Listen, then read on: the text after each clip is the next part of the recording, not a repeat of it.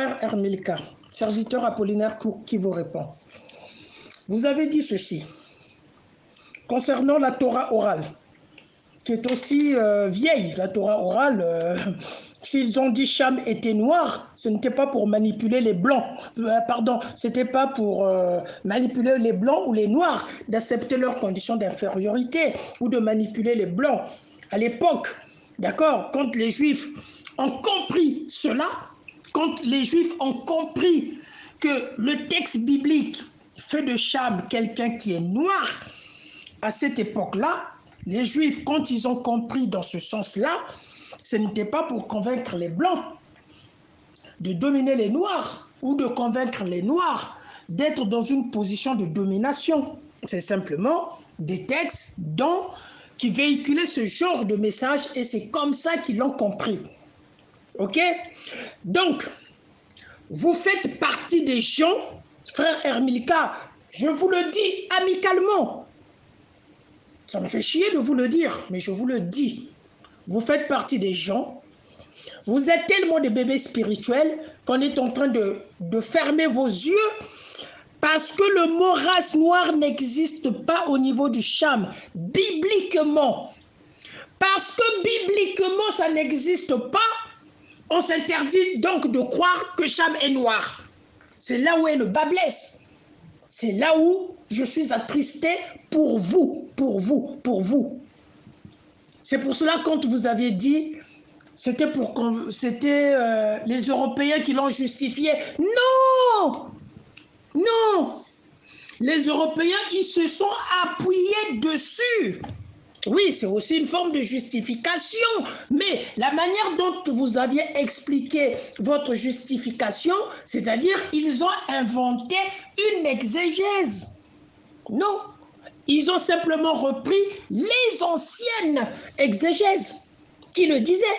Au début de l'Église, ça, le changement est arrivé plus tard.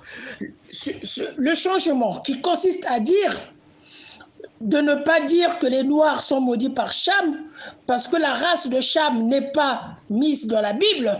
Ce changement, écoute-moi bien, est arrivé des siècles et des siècles plus tard. Moi, si je cherche sur Google, je pourrais trouver la période de changement. Hein. Le changement est arrivé beaucoup plus tard. Hein. Voilà. Au début de l'Église, pour les pères de l'Église, c'était ça. Mais les pères de l'Église, par rapport à la Torah orale, les pères de l'Église, c'est encore récent par rapport à la Torah orale. Quand je remonte au plus loin, au plus vieux, je te remonte au niveau de la Torah orale, Cham est noir. Pour les pères de l'Église, Cham est noir. Pour le frère Hermilka du 21e siècle, il veut me faire croire que Cham n'est pas noir, parce que dans la Bible, on n'a pas mis bibliquement Cham est noir. Mais vous prenez des gens pour qui, très cher frère Hermilka, vous et vos blancs là, les pasteurs blancs, qui disent, oui, mais dans la Bible, on n'a pas marqué la race de Cham. Regardez comment ils sont en train d'esquiver pour bien endormir les Africains. Alors que la codification Cham est noir, elle est bien là. C'est pas parce que la Bible ne le dit pas que Cham n'est pas noir. Autrement dit, on va continuer. Abraham n'est pas la multitude des nations. Il n'est pas le père des multitudes de nations. Il s'appelle Abraham, mais il n'est pas le père des multitudes de nations. Il s'appelle Yeshua, mais il n'est pas le Dieu. Continuons comme ça, ne soyons pas lâches. Ça commence à m'énerver parce que pour des choses simples, quand on n'arrive pas, quand on prend le même raisonnement que les pasteurs blancs qui disent oui, dans la Bible, c'est pas marqué la couleur de peau de Cham, donc Cham n'est pas noir. Vous prenez le même raisonnement et c'est ça qui m'énerve. C'est ça qui m'énerve. Et la justification de l'esclavage des Africains, ce n'était pas une justification fondée. Vos pères de l'Église, ceux qui ont conservé les écritures qu'on a aujourd'hui, ils croyaient à la malédiction de Cham pour les Noirs. Comme je venais de le dire, c'est beaucoup plus tard qu'ils ont dit qu'on arrête avec cette interprétation des Écritures. C'est beaucoup plus tard. Vos pères de l'Église, D'accord? Tous. Mais vos pères de l'Église, c'est récent, c'est récent. Allons-y à la source juive. À la source juive. Pour les Juifs, Cham est noir. Ok? Là, les pères de l'Église, c'est récent, j'ai bien dit. Allons-y à la source juive. Ne montez pas les gens. Vous refusez la source. Vous refusez la source. Vous vous camouflez au 21e siècle. Ah, mais comme ce n'est pas écrit noir. Mais quelle était la pensée de ceux qui ont conservé les Écritures? Vous, Hermilka, vous étiez plus intelligent qu'eux. Mais déjà, vous n'êtes pas intelligent parce que vous ne voyez pas la codification de la race noire de Cham. Rien que par ça, vous n'êtes pas intelligent. J'ai bien dit. Bibliquement, ce n'est pas marqué, mais la codification, elle est là. Que Cham est noir. Autrement dit, Abraham n'est pas le père de multitudes de nations. Il est le père de multitudes de nations. Pourquoi? Parce que le nom d'Abraham qui a été donné définit son identité et sa mission. Mais c'est ce que j'explique sur Cham. Quand vous dites je fais telle gymnastique, il n'y a aucune gymnastique là-dedans. J'explique bien. Je répète la phrase. Le nom qu'on donne à l'enfant exprime l'identité et la mission. On a la même chose dans Ésaïe chapitre 7 verset 14 quand on dit Emmanuel. Le nom qu'on donne à l'enfant Emmanuel justifie l'identité et la mission de l'enfant qui va naître. C'est cet enfant-là qui va sauver. Le nom, c'est dans Ésaïe chapitre 9 verset 7, c'est cet enfant-là qui va sauver son peuple lorsque les Assyriens, en complicité avec le royaume du Nord, voulaient attaquer le royaume du Sud. Que dit Dieu dans Ésaïe chapitre 9 verset 7? Un enfant vous sera donné, il s'appellera Emmanuel. À partir du nom d'Emmanuel, on a l'identité et la mission de cet enfant-là. On a la même chose avec Cham. Pourquoi on a la même chose avec Cham? Là, je suis dans la répétition. Dans la répétition. Il y a 3 enfants. 2 enfants ne reçoivent pas le nom de la couleur de peau. Un seul enfant reçoit le nom de la couleur de peau. La Bible va oublier les 2 autres enfants, va insister sur cet enfant-là jusqu'à montrer à un moment donné qu'on le maudit. La Bible continue encore sur cet enfant-là. Japheth et Sem, on les oublie. Que cet enfant-là, dans cette malédiction, sa descendance sera asservie et dominée par Japheth et Sem. Je vous ai posé la question tout à l'heure. Pourquoi dit-on que les Juifs, les Arabes, les proches orientaux, les orientaux descendent de Sem? Puisque vous dites que Cham, il n'était pas noir.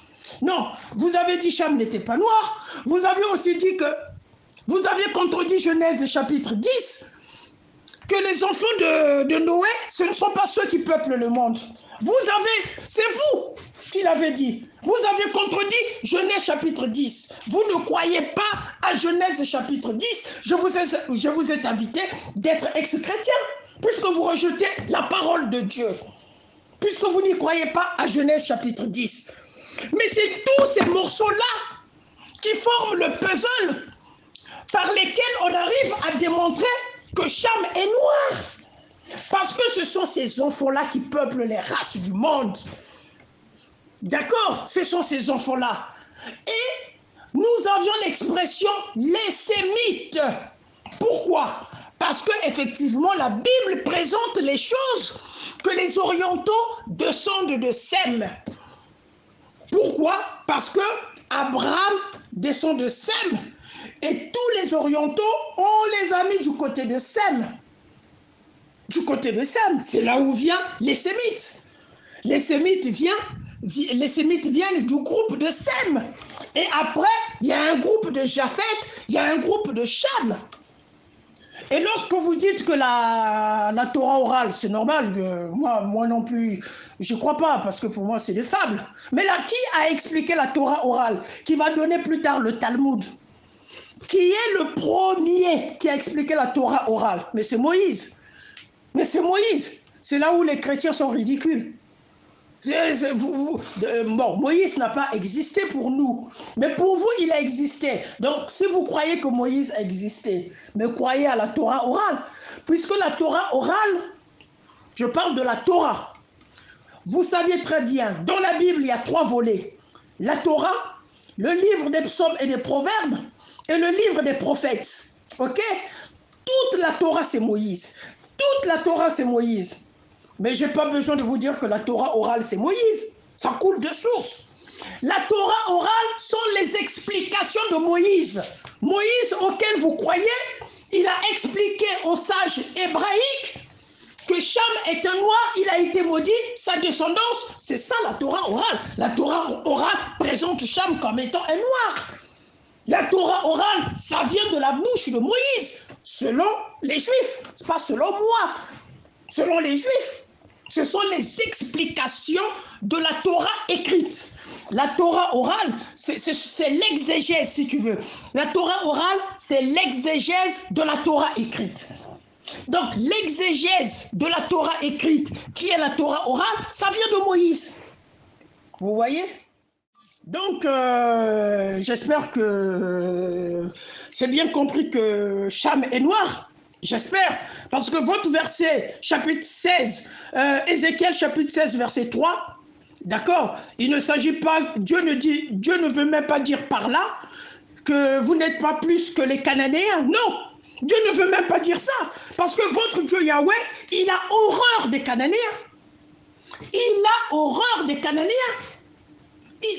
Et là, vous venez dire le contraire de votre Dieu Yahweh, qui est en train de dire les Israélites ne sont pas plus ou moins que les Cananéens, les Israélites ne sont pas mieux que les Cananéens, que Dieu est en train de faire un rappel à l'ordre. Non!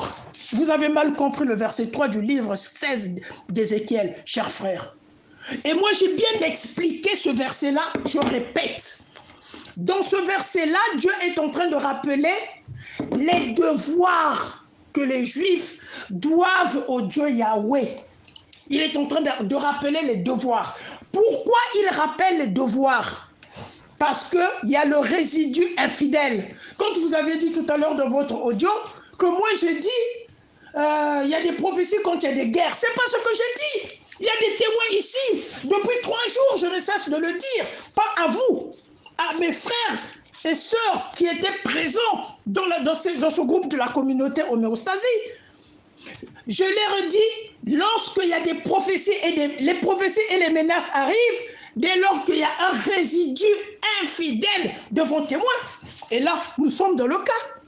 Il y a un résidu infidèle. Et Dieu est en train de leur rappeler leur devoir, ce qu'ils doivent à Dieu. C'est ça le devoir, hein? C'est pas... voilà, ce qu'ils doivent à Dieu. Ouais, qu'est-ce qu'ils doivent à Dieu? C'est le droit. Le droit de respecter le droit, de respecter les ordonnances de Dieu.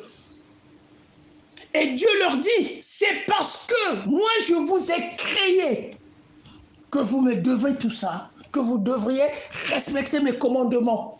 C'est ça que veut dire le verset numéro 3. Et il rappelle que les ancêtres, que vos pères sont, le Amorite, machin, là, sont vos pères. Il répète. Pourquoi il répète? Il veut simplement expliquer que ce pays-là appartenait aux Amorites et je vous l'ai donné, ce pays-là. C'est ça qu'il veut dire. Mais il n'est pas en train de mettre dans le même sac les Cananéens et les Juifs. Non! Il ne les met pas dans le même sac. Votre Dieu, il a la haine des Cananéens. Il a la haine des pratiques des Cananéens. La haine est tellement grande envers les Cananéens que Cham est noir, que les Cananéens sont maudits descendants de Cham, que leur territoire a été conquis. Ce n'est pas votre Dieu qui va leur mettre à l'égalité. Hein. Votre Dieu se plaint que son peuple électif, ce ne sont pas des Cananéens, son peuple électif a un résidu infidèle par rapport à ses ordonnances. il rappelle à l'ordre, c'est moi qui vous ai créé. Dans d'autres versets, dans d'autres prophéties, le Dieu Yahweh, il rappelle aux Israélites, c'est moi qui vous ai sorti d'Israël, de l'Égypte. C'est moi qui vous ai sorti de l'esclavage de l'Égypte. Et vous me devez moralement. Vous avez une dette envers moi. Et cette dette, vous devriez respecter mes ordonnances. Parce que je suis un Dieu jaloux. C'est moi qui vous ai sorti de l'esclavage de l'Égypte. Mais ici, dans Ézéchiel, chapitre 16, verset 3, le Dieu Yahweh est en train de dire, c'est moi qui ai créé votre nation dans le pays de Canaan. Et vous aviez une dette avec moi, et cette dette-là, c'est de respecter mes ordonnances. Et là, vous n'avez pas respecté mes ordonnances. Pourquoi? Parce qu'il y a un résidu infidèle. C'est ça que veut dire le verset 3, très cher ami. Voilà, j'espère que j'ai bien expliqué. Il ne s'agit pas de faire de gymnastique par le simple nom. Non, c'est la Bible qui est comme ça, par des noms. C'est la Bible. Ça me paraît normal que le nom de Cham, en tout cas, ça me paraît, ça coule de source, de manière naturelle, de manière limpide. Ça coule de source, cette compréhension-là. Le nom de Cham désigne l'identité et la mission de Cham. Ça coule de source. C'est la Bible qui est comme ça. On a le même cas avec Pierre, qui veut dire le roc. Quand Jésus donne le nom de Pierre, le nom, il dit, tu t'appelleras plus Simon, tu t'appelleras Pierre. Et Pierre, c'est quoi? C'est le roc. C'est un caillou dur, parce que le roc est dur. C'est-à-dire, le nom définit la mission de Pierre et l'identité. Quelle est l'identité et la mission de Pierre? Mais c'est celui qui va conduire l'Église après la mort du Christ. C'est ça que veut dire Pierre. Le nom que Jésus donne à Pierre, c'est l'identité et la mission de cet apôtre-là. Et quelle est cette identité et cette mission de cet apôtre-là? C'est de conduire l'Église après Christ. Le nom qu'on donne à Cham, c'est pareil. Et en plus, ça coule de source. Ça coule de source comment? On a 3 enfants. 2 enfants ne reçoivent pas le nom de la couleur de peau. Un seul enfant reçoit le nom de la couleur de peau. Ok? Putain. La Bible oublie les 2 autres enfants. Il va se focaliser à celui qui reçoit le nom de la couleur de peau. Cet enfant-là devient un acteur important de la légende. Il devient un acteur important. Il est beaucoup plus important dans la légende que Japheth et Sem. Les yeux sont braqués sur lui. Et on nous montre, quand il est devenu adulte, il a vu son père nu et on l'a maudit. Il est toujours l'acteur le plus important parmi les 3 enfants. Et la mission continue, c'est-à-dire celle de la malédiction. On promet sa descendance sera dominée et asservie par Japheth et par Sem. Cet enfant-là, qui est personnage principal parmi les 3 enfants, qui reçoit un nom distinctif parmi les 3 enfants, puisque les 2 autres enfants, ce sont les cacahuètes, excusez-moi, qui me font tousser, parmi les 2 autres enfants, ne reçoivent pas le nom de la race. Nous avions la Bible qui est progressif, qui met cet enfant-là dans le centre même de cette légende-là, jusqu'à ce que les Cananéens doivent être dominés, machin, parce que descendants de Cham. On voit bien, c'est une constante biblique. Voilà comment on fait l'exégèse. C'est une constante biblique, le nom de Cham, qui est un nom non seulement distinctif, mais aussi significatif. On va chercher la mission et l'identité dans la signification, puisque le nom est significatif. Nous avions Pierre, qui est un nom significatif. Nous avons Abraham, qui est un nom significatif. Nous avions Emmanuel, Ésaïe chapitre 9, verset 7, qui est un nom significatif. C'est une constante dans la Bible.